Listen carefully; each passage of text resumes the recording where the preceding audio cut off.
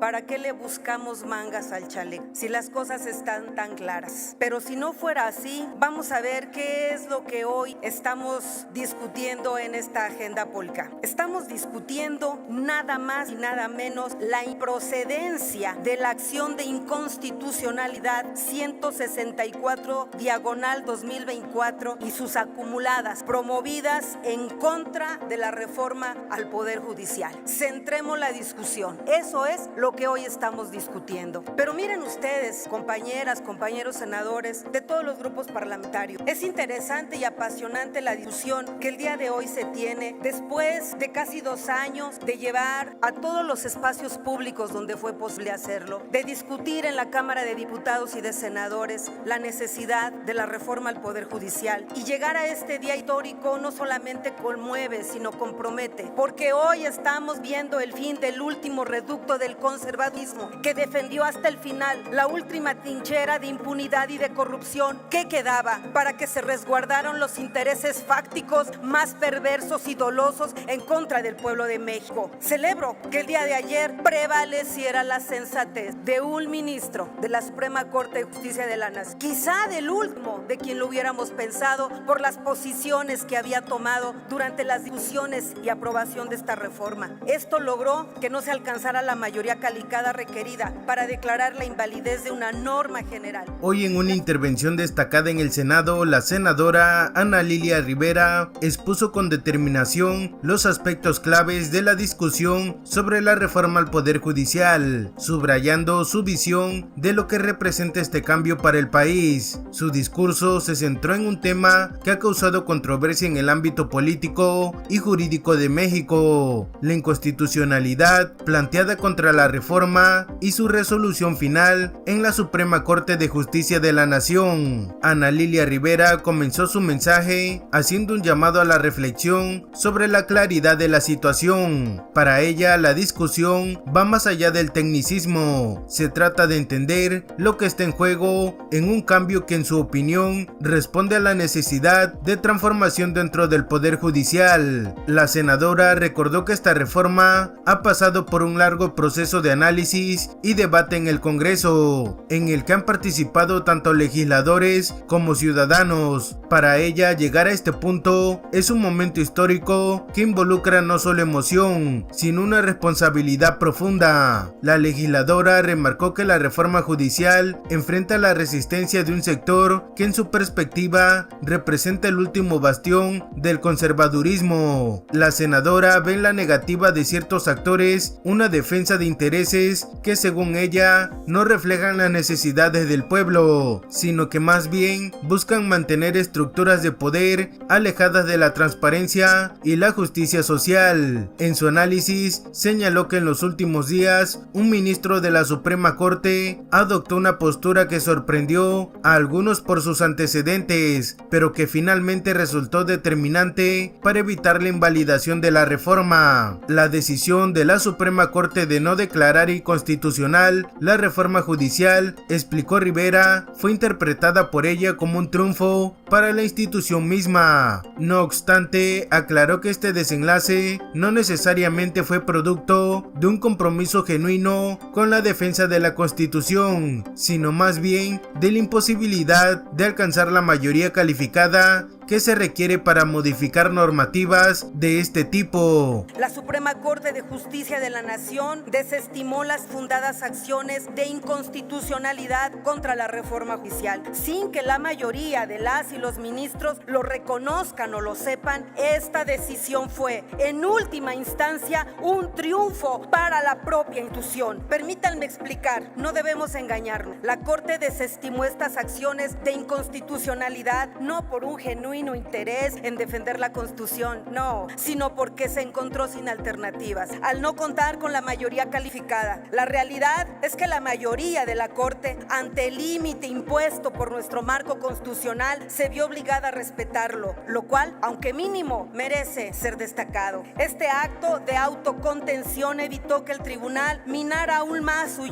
frágil legitimidad y protegió a nuestro país de una incertidumbre incertidumbre legal aún mayor, que habría dañado gravemente al Estado de Derecho. Con esta decisión, la Suprema Corte conserva, aunque sea de manera precaria, la credibilidad que aún le queda y evita sumergir a la nación en una crisis de constitucionalidad creada por la misma Suprema Corte de Justicia. Este episodio, lamentable en muchos sentidos, es un recordatorio claro de la importancia de que nuestras instituciones se mantengan dentro de sus límites constitucionales, pero sobre todo es una lección para el poder constituido de que siempre está subordinado, en última instancia, a la soberanía del pueblo, que es la que triunfó. Para la senadora, la acción de la Corte podría entenderse como un acto de autolimitación, un recordatorio de los límites que la Constitución impone sobre sus decisiones. Esta restricción, según la senadora, contribuyó a preservar la credibilidad y legitimidad del organismo en un momento delicado, evitando una posible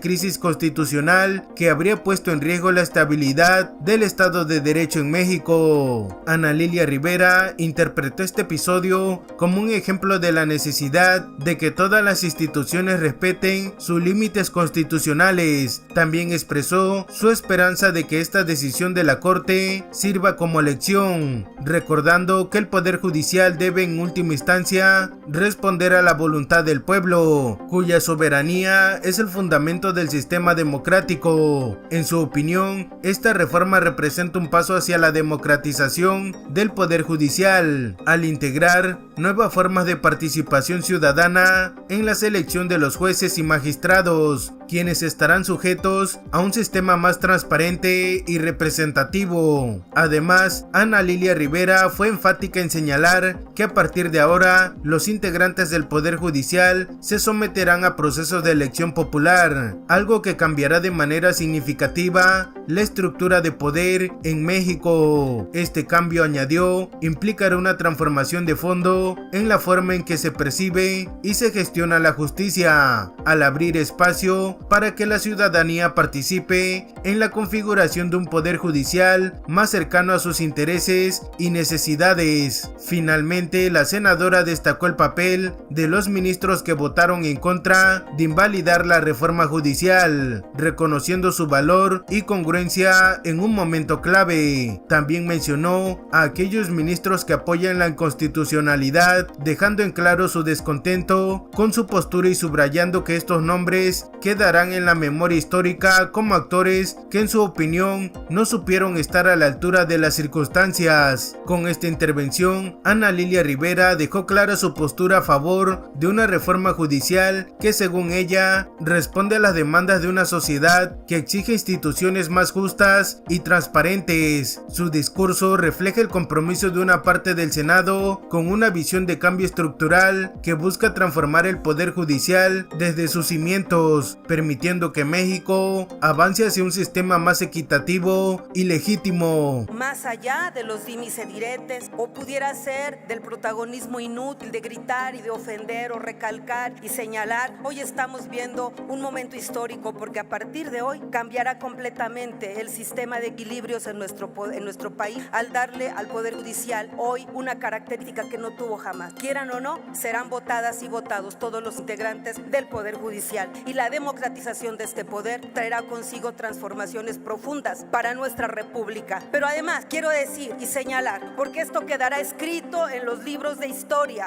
de nuestro país, quienes votaron en contra de invalidar la reforma al Poder Judicial, porque cabe hoy la pena señalar no solamente la defensa, congruencia y valor de nuestras ministras Loreta Ortiz, Yasmín Esquivel, Lenia Batres Guadarrama y Alberto Pérez Dayán. Sí, Alberto Pérez Dayán. ¿Y quiénes votaron a favor de invalidar la reforma al Poder Judicial? Para que nunca lo olvidemos. Por favor. La primer mujer presidenta de la Suprema Corte de Justicia que no supo estar a la altura de la patria, Norma Lucía Piña Hernández, pasará al basurero de la historia. Y las ministras y ministros José Mario Pardo Rebolledo, Ana Margarita Ríos Farjat, Juan Luis González Alcántara Carrancá, Alfredo Gutiérrez Ortiz Mena, Javier Lainez y Luis María Aguilar Morales. Para la historia es cuanto, señora presidenta.